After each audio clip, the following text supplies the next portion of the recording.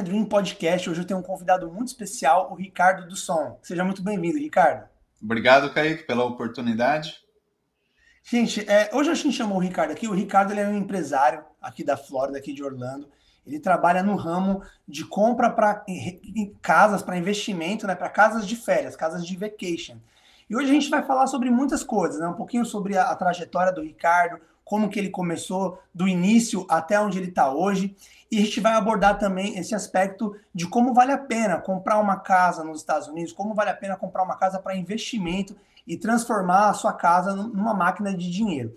Então é bem bacana, o Ricardo é a pessoa ideal para essa entrevista, porque ele tem muita experiência no mercado, ele tem uma empresa bem consolidada, bem grande nesse ramo há muitos anos, né? Então hoje o Ricardo vai ajudar a gente aqui a entender um pouco mais sobre como esse mercado das casas de férias funcionam aqui na Flórida. Ricardo, a primeira pergunta que eu queria fazer para você, para a gente começar do início mesmo, é como foi sua trajetória? Da onde que surgiu esse seu interesse de entrar nesse mercado? A história ela é um pouquinho longa, né? Mas vou tentar estar resumindo aqui para você. E acho que tudo começou com a minha chegada realmente aqui nos Estados Unidos, né, em 2001, uma semana depois da queda das torres. Então eu cheguei já trabalhando na construção civil, onde aprendi bastante coisa sobre acabamentos, então, né, na construção. Então isso aí já me ajudou bastante na área que eu estou hoje, né, que a gente faz também bastante decorações dessas casas. E dali, né, de vários anos, eu passei a ser corretor de imóveis, né, tenho, assim, um fascínio por casas, gosto muito da área, e isso daí eu cheguei em New Jersey, né, tava trabalhando lá como corretor, e paralelo como um planejador financeiro, depois, né, de vários anos, com a New York Life. Quando me mudei aqui para a Flórida, estava buscando algum meio de estar crescendo o meu negócio, né? E foi quando um amigo meu também se mudou para a Flórida e nós decidimos estar montando a nossa empresa, né? Que é hoje a Dream Vacation Orlando. E começamos aí a estar alugando casas, né? Nós não tínhamos dinheiro para estar adquirindo, né? Comprando nós mesmos. Então a gente alugava a casa, decorava com o nosso dinheiro e todo e qualquer resultado daquela casa, seja positivo ou negativo, era nosso. Nós apenas tínhamos que dar o aluguel para o proprietário. E dali a gente foi crescendo, né, e aprendendo como fazer o negócio com as nossas próprias casas. Nossa, que legal, cara, que bacana, muito interessante. E assim, essa área de investir para férias, eu vejo muita objeção às vezes das pessoas. As pessoas querem comprar uma casa para morar, eu quero morar, minha primeira casa eu quero morar nela, né? Eu sou contra isso, eu sempre falo que eu acho que a pessoa tem que comprar a primeira casa para tentar fazer um investimento, seja para alugar para alguém ou seja para férias, né? Então eu gostaria que você abordasse essa parte do vale a pena, sabe? A pessoa comprar para morar, ela vai comprar para alugar, para ganhar um aluguel aí de 2.000, 3.000 dólares mensal, ou ela compra e transforma essa casa numa casa de férias? Quais são as vantagens? Então, nós trabalhamos com o cliente de A a Z. Então, eu sou corretor de imóveis, nós fazemos a decoração e depois a administração da casa. Em New Jersey, eu adquiri bastante experiência em aluguéis a longo prazo. Então, hoje em dia, eu sei distinguir muito bem que o investimento a longo prazo, ou seja, você coloca lá um inquilino para ficar 1, 2, 3 anos na sua casa e o aluguel da casa de férias são dois negócios totalmente distintos, tá? Você está comprando praticamente um mini hotel. Então, você está investindo não só no real estate, não só na propriedade, como também no negócio de hotelaria. Então, quando a gente fala de retorno de investimento, com as casas de férias, eu acredito que ele é muito maior devido a esse fator. Ele tem um negócio atrelado à sua propriedade. Então, você vai estar ganhando com a valorização do seu imóvel durante anos e também com a valorização do seu próprio negócio de hotelaria. Todas as pessoas devem estar investindo, então, nas casas de férias, já que são mais lucrativas? Absolutamente não. Não devem. A pessoa ela tem que ter um certo perfil, esse investidor. Por quê? Ele, como é uma hotelaria, como é um negócio, vai ter meses que vai ser excelente, vai ter meses que vai ter uma baixa. Então, principalmente com o mercado de Orlando, por exemplo, que temos bastante temporadas, vai variar bastante entre um mês e o outro. Então, você tem que estar analisando esse negócio num período de 1 ano, pelo menos, para estar vendo o resultado e balanceando esses retornos. Já quando você aluga a longo prazo, não. Você pode contar com aqueles $1.000, $2.000, $3.000 todos os meses, né? Salvo se houver aí algum problema com a casa, né? Algum reparo que você deva fazer. A minha experiência com longo prazo, não que seja uma coisa ruim, tá? Mas eu particularmente não vi muitas coisas boas, porque o retorno ele já é baixo, e se a casa apresenta algum problema, ou às vezes, dependendo do inquilino que você tem na casa, deixou a casa muito detonada, aquele depósito que você adquiriu não vai ser suficiente para fazer a reforma, né? Dependendo da situação que o inquilino deixou. E depois, para você ir atrás dele, para ele, né, rearcer essa despesa, pode ser também um pouquinho complicada. Então, o aluguel de curto prazo, para mim, funciona muito melhor. Eu tive uma instância, por exemplo, em New Jersey, que um inquilino deixou de me pagar por 6 meses, mas como ele era um deficiente, a corte estava dando muitos problemas para né, tirar ele da minha propriedade. Já de curto prazo aqui na Flórida, né, você tendo hóspedes até 28 dias, então é um número muito importante de estar se atentando, né? Você não pode ficar com uma pessoa mais que 28 dias, ela é só um hóspede. A partir de 28 noites, esse hóspede ele se torna um inquilino. E aí, se ele se recusar a sair depois do término da reserva, você vai ter que ir na corte para estar retirando ele. Então, também é muito importante estar observando essa data. E então, assim, essa questão é para todo mundo? Não, não é. A pessoa ela tem que ter um certo nível de investimento que entende as variações e também tem um custo atrelado a isso. Não basta adquirir a casa, você tem que estar decorando ela, então o seu investimento também é maior. Apesar dos ganhos serem maiores, o investimento também é maior. Uma manutenção constante também, né? Sempre constância da manutenção, né? O que eu prefiro também no aluguel de curto prazo, porque os inquilinos que eu tive, muitos deles, por exemplo, vamos dizer, sei lá, quebrou uma porta. Em vez de nos informar para a gente ir lá e já reparar essa porta, eles vão acumulando problemas na casa e quando ele sai da casa, a casa já está toda detonada, tá? Existem muitos inquilinos com esse perfil. Então, e aí, para você fazer aquele ajustamento do seu imóvel para ele voltar a ser um imóvel bonito, né? Vai te custar muito dinheiro. Já no curto prazo, é muito mais prático. Por quê? A pessoa ficou ali 3 dias. Se ela danificou sua porta, simplesmente você vai fazer vai pedir um reembolso, seja para o seu seguro, ou seja para o Airbnb, para estar arrumando aquela porta e você já arruma e já fica com o seu imóvel do jeito que era para estar. Porque, afinal de contas, vai ter outros hóspedes vindo. Você não pode deixar aquilo lá e ir acumulando danos. Então, o seu imóvel está sempre atualizado, né? Não vai estar com problemas se é que a sua gerência, né? A empresa que está gerenciando a sua casa faça o trabalho devido, né? Então, a sua casa ela vai estar sempre em ordem. O que, quando é a longo prazo, você não tem muita certeza se isso está acontecendo. Com certeza, faz todo sentido. E você entrou num ponto importantíssimo que já era a minha próxima questão aí, sobre a casa ser customizada ou não. Eu conheço, já até entrevistei aqui no podcast, muitas pessoas que têm investimentos, alguns deles são casas de férias, e algumas dessas pessoas que eu conheço têm casas aqui, mas não se atenta a essa parte da customização da casa, né? O cara compra uma casa, né? Ele bota para alugar, ele coloca ali em alguma agência, algum site, alguém para administrar. Não entendo profundamente os meios que tem ali, mas ele coloca para alugar e ele não se preocupa em investir na casa, em customizar a casa. Se você está assistindo esse vídeo e não entende exatamente o que eu quero dizer, eu vou deixar o link do site do Ricardo aqui na descrição. Aí você pode entrar e ver as casas que o Ricardo administra, as casas que ele toma conta. Você vai ver que as casas são lindas, elas têm umas temáticas. Você entra num quarto, é um quarto da Frozen. Você entra na sala, é a sala do Mario. Então, pro turista que está aqui na Disney, na Universal, ele está nessa vibe de férias, de personagem, de tema, é fantástico. E aí a gente fica naquela... Eu tive muito esse debate com alguns amigos meus, falando, pô, cara, você tem uma casa em Orlando, você está alugando ela, customiza. E algumas pessoas têm essa, não vou investir, não vou customizar, não sei se vai valer a pena para mim. Aí, Ricardo, eu queria que você trouxesse luz para essa questão, entendeu? A que ponto que vale a pena o cara compra a casa e bota para alugar, ou a que ponto que ele tem que tirar um pouquinho o escorpião do bolso ali e melhorar a casa dele, e que retorno que ele tem se ele tirar o escorpião do bolso e transformar a casa dele numa casa diferenciada? Olha, sendo um corretor de imóveis, eu visito muitas casas à venda, né? Casas que estavam sendo e continuam sendo, enquanto está vendendo, alugada ao público.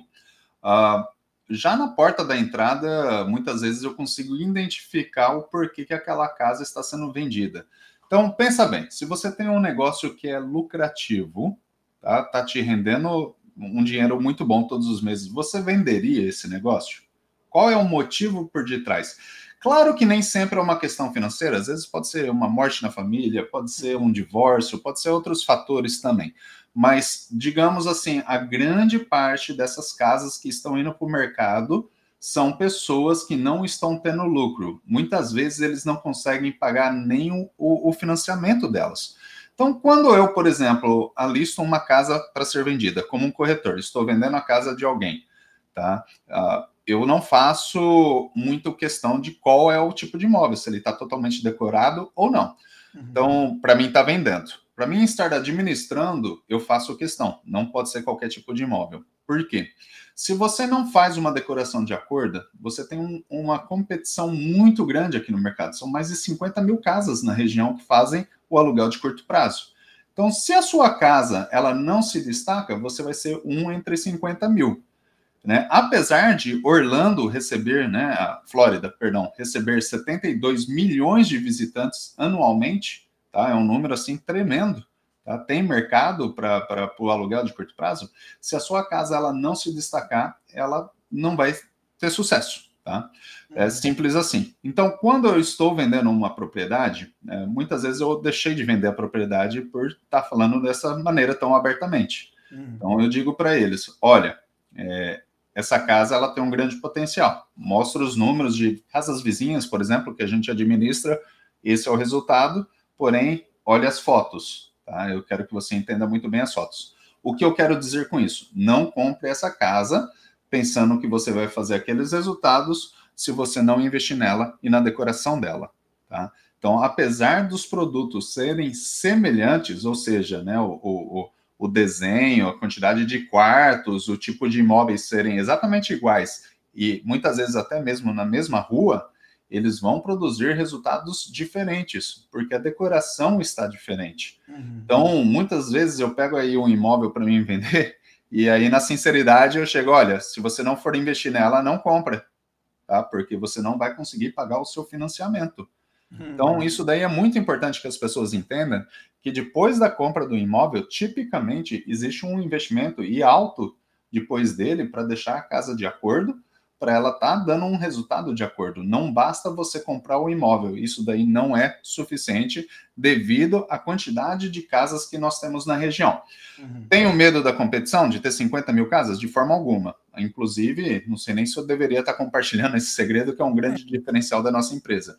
Se você for hoje lá no Airbnb e colocar Disney World na barra de ferramenta, procura para mim quantas casas você localiza que são 100% temáticas. Possivelmente você vai ver o meu rosto lá como anfitrião. Não são muitas. Então é uma maneira de você estar tirando dessas 50 mil, né, uma seleção de casas e tendo um mercado específico para ela. Então, ou seja, um dos grandes desafios que eu tenho com meus clientes é explicar isso. Fala assim, olha, você não deve preparar a casa como se você fosse morar nela. Porque, tipicamente, principalmente o brasileiro, quando compra uma casa de 5 quartos, eles fazem 2 temáticos e os outros 3 e o resto da casa bem elegante, bem aconchegante, bem bonito. Eu adoraria morar nessas casas. Mas para o negócio, ele não funciona. Tá? Então, nós identificamos que o nosso público-alvo são famílias que têm crianças e nós fazemos as casas destinadas para as crianças. Os adultos são simplesmente visitantes, né? Eles estão vindo junto com as crianças. Então, o nosso produto é para criança.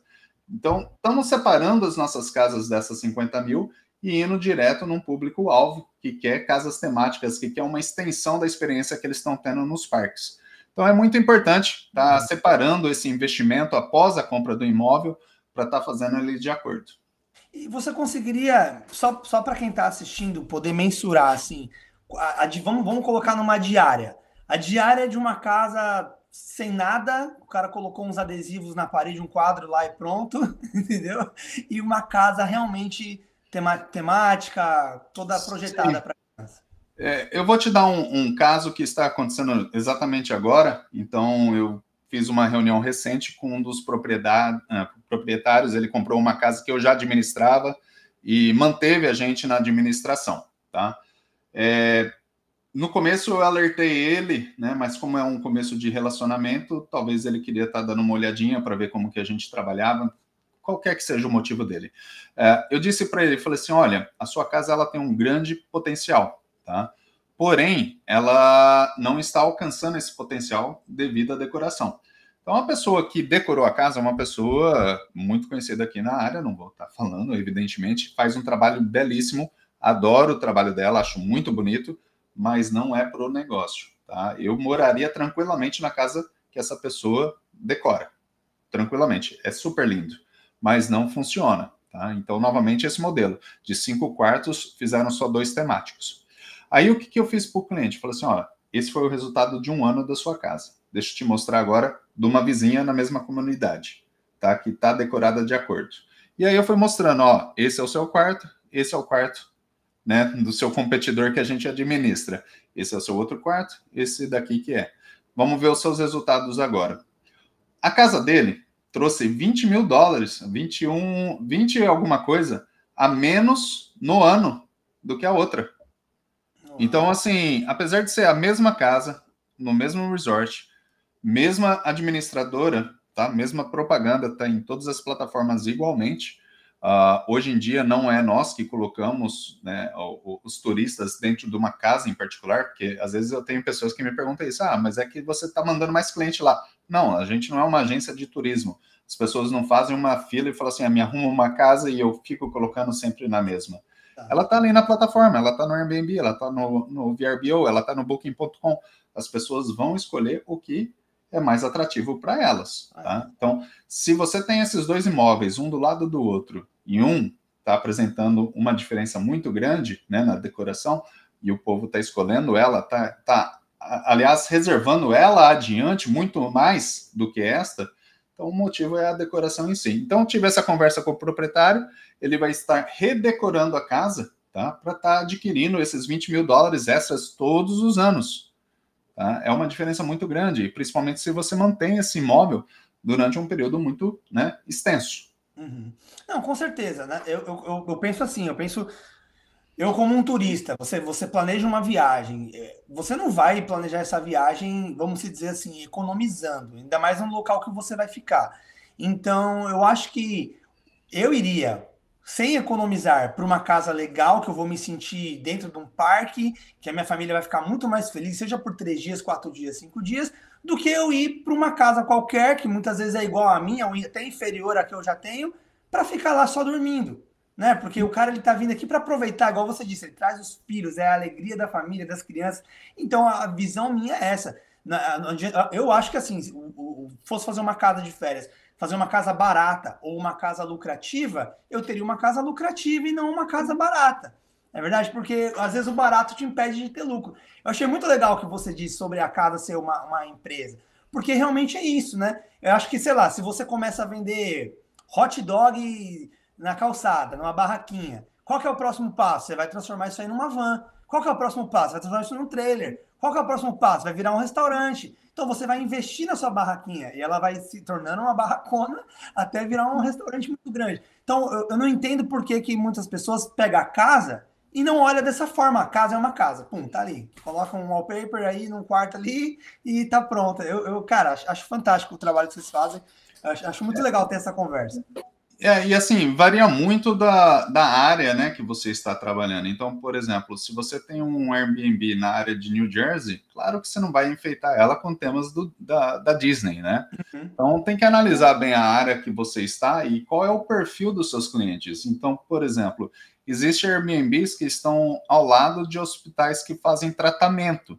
Então, muita gente tem que viajar para esse hospital, então vamos dizer que esse é o seu público-alvo. Você tem que entender bem quem que é o seu público-alvo para estar investindo de acordo, né? Então, se você está fazendo ali uma casa ao lado de um hospital que oferece tratamento, pô, então eu tenho que colocar o quê? Barras, por exemplo, no banheiro, no chuveiro, para a pessoa poder, né, ter uma rampa de acessibilidade para cadeira de roda, o que é. Então, tem que entender bem qual é o seu mercado, né? Claro que a resposta não é sempre, tematiza com Disney, né? Tem que tematizar e preparar a casa de acordo com o seu público, né? E assim, é muito triste que eu vejo aqui, por exemplo, as pessoas colocam muito dinheiro, mas colocam o dinheiro de uma maneira errada.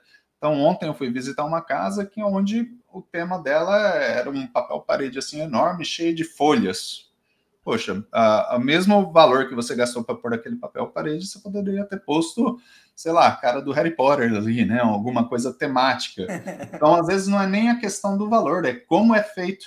Tá? Porque eu acredito que não vai ter, assim, pessoas que vai estar fazendo a reserva, vai falar assim, nossa, eu sempre quis ficar num quarto com tema de folhas. Né? Mas você vai ter pessoas que vai falar, pô, é do Harry Potter, né? Eu quero ficar ali. Ou então, por exemplo, isso é um caso real, a pessoa, nós íamos administrar uma casa de 3 quartos, e aí iríamos fazer a decoração. Aí eu perguntei, tá, você tem algum tema preferido? Porque a gente tenta trabalhar com o cliente e apenas fazemos a orientação, se ele vai seguir, aí é dele, né? Uhum. Então, assim, ele falou assim, olha, eu gosto muito do Pinóquio. Então, o cara tem 3 quartos, um dos quartos ele quer pôr Pinóquio. Não tem uma demanda muito grande, como, por exemplo, um Star Wars, um Harry Potter, né? Ou até mesmo um Mickey. Então, assim, se você tem uma quantidade limitada do seu produto, nesse caso, 3 quartos, né? Coloque com o tema correto, porque você tem que olhar, e isso também é porque você tem que analisar se você está tendo uma recompensa financeira ou emocional com o seu investimento. Também não tem nada de errado de ter uma recompensa emocional. Então, você sacrifica um pouco o financeiro e fica com o emocional, mas tem que ter uma linha bem traçada do qual é o seu objetivo. Você está querendo comprar e colocar o tema do Pinóquio para você ir lá e curtir, ou simplesmente é um investimento financeiro? Porque se é um investimento só financeiro, esquece, coloque Star Wars, coloca aí o Harry Potter, que você vai fazer muito mais dinheiro, entende? Entendo. E deve ser desafiador também, igual, né? Vocês vão ter lá 10 casas na mesma rua e você tem que criar, vamos se dizer, vários quartos para várias casas diferentes. Eles não podem ser exatamente iguais, não é verdade? E muitas vezes você tem que também adequar a essa grande demanda, por exemplo, do Star Wars, do Harry Potter, do Mickey, né? Então você tem que falar 10 quartos do Star Wars e todos eles têm que ter alguma coisa diferente para não ser exatamente o mesmo. Como que você lida com isso? Isso é uma questão um pouquinho mais cultural, para ser sincero. Porque se você olhar a porcentagem de hóspedes que voltam, é bem pouca, tá? Então, assim, principalmente porque a Disney, ela tá bem cara, é um passeio bem caro. Então, as pessoas se planejam aí, vem, né? Claro que tem outros casos onde a pessoa vem todos os anos, né? Mas a grande parte das pessoas, elas demoram para estar retornando para Orlando. E muitas vezes, quando nós temos clientes repetidos, eles querem ir para outras casas, conhecer outros temas, conhecer outros, né, resorts, por exemplo. Não quer vir exatamente para aquela casa que ela já ficou. Tendo isso em vista, tá? E lembrando que são 72 milhões de pessoas que vêm anualmente, né, para a Flórida, não há um problema muito grande da casa ser similar. Nós não gostamos de fazer assim exatamente igual, mas não há o problema de ser muito similar, porque, novamente, não vai ser os mesmos hóspedes. Eles já não é como se eles já tivessem tido essa experiência anteriormente. A grande parte ela nunca veio. Então, nós tentamos não fazer igual, mais por causa de uma demanda do cliente em si, que ela quer eu quero um negócio único, que só eu tenho. Mas no mercado em si não vai fazer diferença. Não interfere tanto. Entendi. Outra pergunta importante aqui, ó. Além da customização, vocês administram as casas, né? Então, vamos falar para o público aí exatamente o papel da Dream Vacation na vida desse investidor. O que vocês fazem? Toda a lista aí. Bom, então, primeiramente, né, começando pelo fato de localizar a casa no lugar ideal, tá? Muita gente quer, por exemplo, fora de resort, o que eu não recomendo, tá? Administramos casas fora, mas o motivo que eu não recomendo é porque você está oferecendo algumas comodidades, né, a mais para o seu cliente. Então, às vezes ele não quer ir para o parque todos os dias, às vezes ele quer estar ali curtindo a casa, curtindo o resort onde ele está, né, e ficando por ali mesmo. Com isso sendo dito, né, nós vamos indicar quais são os fatores mais importantes na escolha do imóvel. Então, o imóvel ele tem uma piscina própria, ele tem uma sala que de repente dá para a gente fazer uma sala de jogos ou um cinema. O que você vai estar oferecendo? Porque não esqueça, né, que eles estão vindo para cá para ter um entretenimento, eles querem se divertir. Então, você tem que estar facilitando a vida para eles e colocando esses tipos de comodidades dentro da casa e, de repente, ali do resort. Em questão de preço, não é uma diferença assim gigantesca. Então, e fora o cuidado. Porque se, por exemplo, assim, você compra uma casa fora do resort, coleta de lixo geralmente é uma vez na semana. E turista produz muito lixo. Então, imagina só você tendo troca de hóspedes no meio da semana e o lixo não foi coletado ainda. E tá aquele mundo de sacos. Já no resort, não. No resort, eles vão lá e recolhem todos os dias. Então, tá sempre limpinho. Então, vamos estar tentando educar o investidor, mostrando quais são os pontos importantes da escolha daquele imóvel correto. Né? Existe resorts, por exemplo, que nós não trabalhamos, porque sabemos que vai ser problema, sabemos que não vai dar um retorno bom para o investidor e não vai dar um retorno bom para a gente também. Então, primeiramente, educamos eles em como escolher o imóvel ideal e no local ideal. Depois podemos oferecer o nosso trabalho na decoração, não necessariamente precisa fazer a decoração com a gente. Temos muitos donos que são bem capazes de decorar por si próprio. Então, às vezes eu dou aí algumas dicas, né? Trabalhamos um pouquinho junto e ele mesmo, às vezes, quer fazer a decoração. Nosso negócio principal é a administração, não é a decoração. Eu gosto de fazer a decoração muitas vezes para preparar da maneira correta e preparar com materiais que vão estar durando anos e anos e anos, porque muitas vezes outras decoradoras, eles só se importam com a elegância do momento da primeira foto. Então, às vezes não são itens com qualidade, às vezes são itens que são fáceis de quebrar e que não vai estar resistindo aí 1, 2, 3 meses. Tá? Um grande exemplo é se você coloca uma prateleira flutuante nas paredes de gesso e está exatamente numa altura onde uma criança vai sentar nela, vai te arrebentar a parede. Então, você não deve fazer aquilo. E temos casas que têm isso. E o que acontece? A criança senta e arrebenta a parede. Então, nós preparamos a casa já numa maneira correta para ela se manter, não ter muitos danos, porque, afinal de contas, nós também vamos estar fazendo os reparos. O decorador, né, normal, ele vai fazer aquilo, tá lindo na foto, pegou, foi embora, o que der de problema depois é com o administrador e com o dono.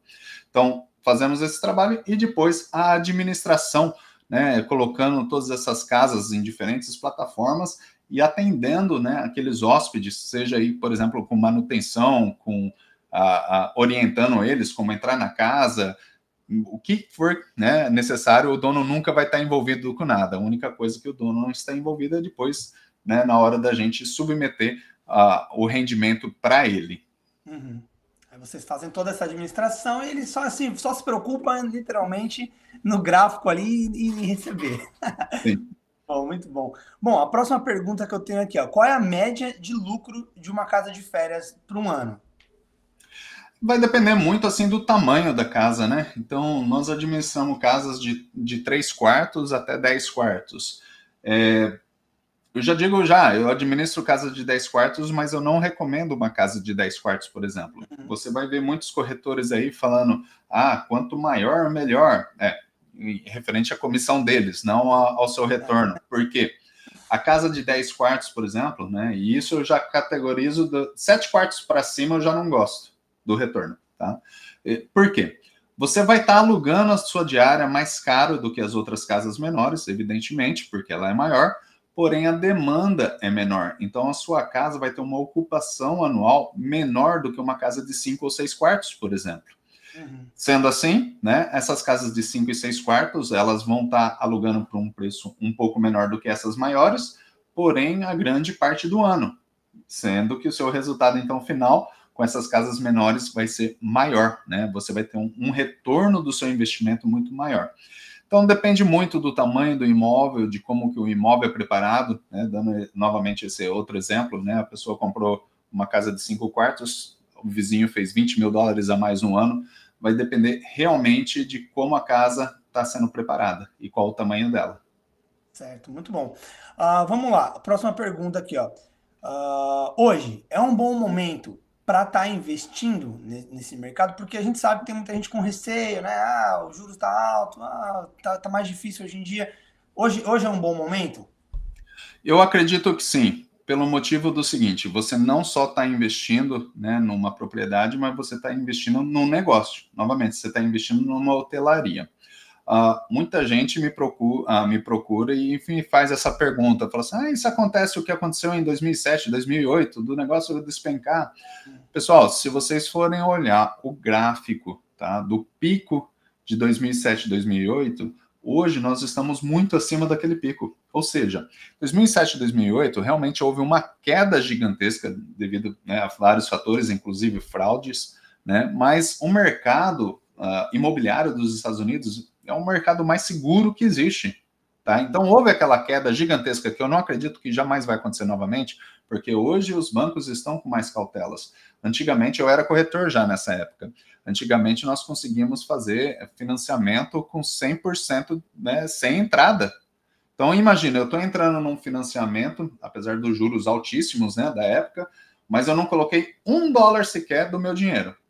O negócio deu errado? Toma essa casa aí. Hoje em dia não existe mais empréstimos desse jeito. O pessoal deu aí 20, 30, 40% de entrada. Você acha que eles vão simplesmente entregar essa casa?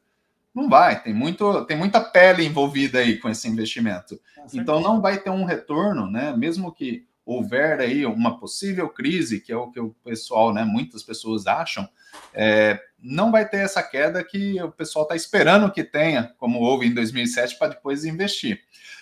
Eu acredito que, eventualmente, possivelmente aqui, mais específico para o mercado de Orlando, vai ter ainda uma alta devido às coisas que estão acontecendo na região. Então, por exemplo, ano que vem a gente vai ter um novo parque temático da Universal. Não é uma extensão do que eles já têm, é um novo parque, que é o Epic. E lá, não sei se você já viu, o terreno deles dá para colocar 3 Magic Kingdom dentro. Então, assim, isso vai trazer muito mais turistas para nós. Fora isso, vamos ter aqui no Lake Nona o primeiro táxi aéreo dos Estados Unidos, que vai ligar Lake Nona com Tampa.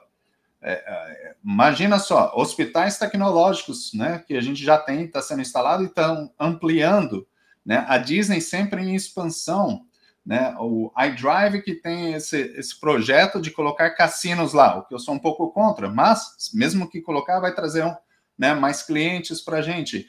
Então, a cidade ela está em constante crescimento. Isso daí só vai estar valorizando cada vez mais esses imóveis. Os juros estando alto, tá, juros é juros, ele vai subir, vai descer, e se você for analisar bem os juros, ele está alto, lembrando do que estava aí depois da queda, né? Então, assim, o que foi algo que não é normal do mercado americano, tá, 2,5%, isso não é normal, né? Um empréstimo de 2,5%, foi algo muito fora, assim, da curva. Então, mas eventualmente, vamos dizer que ainda tem uma baixa. Se você for analisar o quanto que você vai pagar pelo imóvel hoje, com juros altos, e se você fala assim, não, vou esperar um pouco, aí você espera 2, 3 anos, e esse imóvel sobe de preço e os juros abaixa, possivelmente sua parcela ainda vai ser maior, porque o imóvel subiu de preço. E lembrando que você também, dependendo do contrato que você fazer, né, com um banco, você pode refinanciar. Então, se hoje você pega um juros que não é muito atrativo, daqui, né, 1, 2, 3, 4 anos, você refinancia se caso os juros abaixar, mantendo o preço original de quando você comprou essa propriedade. Super viável, super viável. Não, e outra coisa, as pessoas pensam que crise financeira é sinônimo de crise imobiliária, e não é. Pode ter uma crise financeira que for. O mercado imobiliário é uma coisa separada, só teve realmente em 2008 ali, mas foi aquilo ali e pronto. Agora, a gente teve também essa queda dos juros e tudo, mas foi a pandemia, igual você falou, foi uma coisa anormal que aconteceu. E aí o problema é que as pessoas elas ficam se baseando no anormal e comparando com hoje. O juros está alto, se baseando numa coisa anormal que aconteceu. Mas se a pessoa pegar realmente e for estudar pré-pandemia mesmo, puxa aí os últimos 30 anos dos juros, não tá nada fora do comum, não tá nada absurdo, não tá nada alto a ponto de gerar toda essa preocupação, né? Só é preocupante se considera com a pandemia, que, novamente, foi algo raro de acontecer. E não esquecendo também, Kaique, que novamente, isso aqui não é um investimento de. Você não está só adquirindo a propriedade, você está adquirindo um negócio. Então, vá lá, vamos dizer que sua casa baixou $20.000 do preço dela. Você só vai perder esses 20 mil se você vender a casa. É igual a Bolsa de Valores, você só perde quando você vende, na baixa, né? Então, assim, se a sua casa ela está tendo lucro com a hotelaria, por que você venderia ela? Então, assim, se você for analisar, claro que importa, mas se você for analisar, pouco importa se a casa está alta e baixa. O que te interessa é o que está entrando nos meses, né, com o seu negócio de hotelaria. E tenha certeza, mesmo se tiver uma pequena baixa, ao longo do prazo, ela vai estar valendo muito mais do que quando você comprou, historicamente falando. Então, meio que pouco que importa se abaixa ou não. Você está visando um negócio da hotelaria. Não, e fora a reforma, a customização, tudo isso vai elevar também o valor da casa. Sim. Só o fato de você ter uma planilha para apresentar para um comprador do lucro que essa casa já gera, é igual vender uma empresa. Quando você chega para vender, você monta uma padaria, não tem nenhum cliente, quero vender, você vai vender ela barato. Agora você vai montar uma padaria, ela está toda equipada e já tem uma carteira de cliente. É outra conversa. Então, sim, também talvez isso também é um fator aí que não vai deixar a desvalorização interferir. Claro. Bom, então vamos lá. As duas últimas perguntas, né? Quais conselhos você daria para um brasileiro que está empreendendo hoje aqui nos Estados Unidos, na Flórida, está passando aí por toda aquela caminhada, as dificuldades do começo? O que você teria para dizer para essa pessoa? Bom, se cerque de profissionais na área que você for estar investindo, né? Então, muitas vezes eu vejo as pessoas tentando cortar certos, né, passos para tentar economizar e depois o prejuízo é muito maior no futuro. Então, realmente, né, tem aí especialistas nas áreas que você estiver investindo, né, e tente agarrar o máximo de informação possível. Então, quando eu comecei, né, eu e meu sócio, Fabiano, quando a gente começou a Dream Vacation Orlando, antes de fazer a empresa, eu fui me educar. Então, eu fiz um curso de Airbnb. Claro que tive que fazer diversas adaptações de acordo com o mercado de Orlando, porque é muito diferente aqui do que do resto dos Estados Unidos. Então, é muito interessante que você se eduque na área para depois você estar investindo. Tá? E foi exatamente, se você tem a intenção de fazer Airbnb, foi exatamente essa a razão, né, que agora estamos criando essa orientação também para os clientes. Então, às vezes, a pessoa quer investir aqui, mas ela mesmo quer fazer o negócio dela. Nós damos essa consultoria também para essa pessoa. Então, podemos ensinar ela a estar fazendo o aluguel de arbitragem, né, que foi a estratégia que começamos, né, nós mesmos, alugando a casa e fazendo o negócio. Podemos ensinar ela, por exemplo, a como administrar a sua própria casa, ou se até mesmo ela já tem um Airbnb e não está tendo sucesso, também orientamos ela de como está virando esse jogo, analisando o negócio dela especificamente e está virando esse jogo e tornando em algo produtivo. Então, assim, sempre se eduque e procure profissionais na sua área especializada. E pensando nisso também, às vezes, a pessoa tem que entender se aquele é um negócio que ela realmente quer seguir. Então, às vezes, antes de você gastar, sei lá, 400, 500, 600, $1 milhão num negócio, também temos a opção onde as pessoas podem vender as nossas reservas, né, e captar uma comissão em cima dela. O que, por exemplo, ela vai estar entendendo em relação à demanda, né, à procura e oferta das casas, se isso é realmente algo que ela queira estar fazendo com o seu próprio dinheiro. Então, tem diversas estratégias para você provar da água sem ter que comprar ela, né? E pagar o preço total. Não, muito bacana, muito legal. E última pergunta, qual foi a maior dificuldade aí que você enfrentou nessa trajetória toda, assim, o maior desafio que... Eu acho que, igual eu, né, e muitas outras pessoas, foi a pandemia, né? E o fato da Disney ter fechado as portas durante 3 meses, acredito. O nosso negócio aqui é extremamente turístico, né? Então, se você restringe o turismo, o que foi um caso, né, que eu não acredito que vá voltar a acontecer, ele acaba afetando o negócio, obviamente. Porém, eu entendi também que se for um problema, uma crise financeira, a gente está com muita sorte aqui em Orlando. Porque é o seguinte, se você, por exemplo, os Estados Unidos está indo muito bem, né, financeiramente dizendo, o que vai acontecer? Nós vamos ter mais turistas americanos e menos estrangeiros, porque a cotação do dólar agora está altíssima. Se os Estados Unidos vai mal, o resto do mundo, referente ao dólar e ao poder de compra, melhora. Então vai começar a vir mais estrangeiros e menos americanos. Então a gente está numa balança, né, bem bacana, onde não importa qual é a economia, claro que importa, né, mas dizemos assim, a vista grossa, não importa qual é a economia dos Estados Unidos, o negócio em si da hotelaria para a Disney, contanto que ela não feche, está tranquilo. Então, eu acredito que a pandemia foi o nosso maior desafio. E passando pela pandemia, passa por qualquer coisa agora, né? Isso daí muita gente às vezes fica muito bravo, né, com situações difíceis na vida, mas é isso aí que modela nós mesmos, né, e tornamos, né, mais forte, aprendemos novas estratégias, né, como que a gente deve fazer, por exemplo, porque depois que você passa por uma pandemia, qualquer outra crise é uma crise pequena para a gente, né? Então a gente já se protegeu bastante devido a essas experiências árduas do passado. Não, com certeza. Depois de 3 meses de Disney fechada, que é um mês fraco, né? Correto. Bom, Ricardo, muito obrigado, cara, pela sua presença, pela sua participação, ter tirado esse tempo aí para estar com a gente aqui, cara. Espero que em breve nós possamos fazer novos podcasts aí juntos. Eu que agradeço, Kaique. Muito obrigado. Muito obrigado, valeu.